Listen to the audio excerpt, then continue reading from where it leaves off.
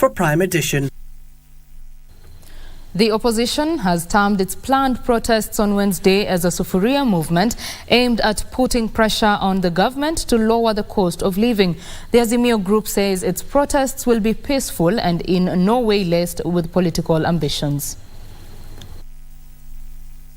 The Azimio coalition is now changing tact in its protests, claiming the Wednesday demos will be the beginning of Sufuria Movement to allegedly push the government. At midday tomorrow, we ask Kenyans to come out of their homes and bang sufurias, pots and pans to signify lack of food. The Sufuria Movement kicks off tomorrow and continues until the battle is won.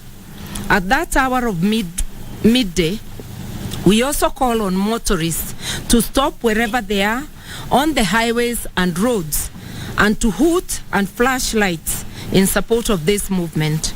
The opposition leaders crying foul, claiming security officers have been withdrawn from its leaders, exposing them to imminent dangers. Mine was called to Nairobi. He has not come back. He has not communicated to me. But I believe he's doing the right thing once he's released, because it's a right. By the way, security for leaders is not a favor. I have not been communicated to by anybody in Nairobi, and I do not know what they are up to. It is expected that a decision is taken to maintain, enhance, reduce the security curve of officers based on intelligence about threats, perceptions faced by these public figures. What is required of us is just to give a notice that we'll be having a procession. We have given adequate notice. It is their duty to ensure that no criminal elements infiltrate the protests and turn them violent. The group claiming the protest to take place in 3 venues within the city will be peaceful. In Nairobi, we will have 3 convergence points: Joseph Kang'ethe grounds, Kamukunji grounds, Jacaranda grounds. Let us meet in the Kamukunjis across Kenya tomorrow, on Thursday and Friday. Aluta continua. This as ambassadors and high commissioners called for dialogue between the opposition and the government to avert disruption of livelihoods.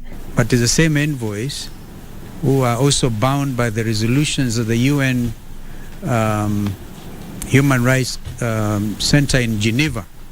So these are some of the things that we will share with the envoys, and we expect them also not to be partisan in any way.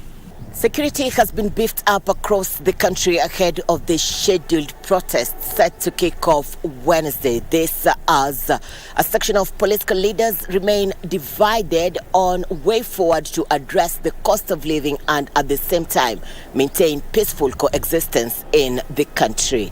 Irene Mchuma Udim, Channel 1 in the county of Nairobi.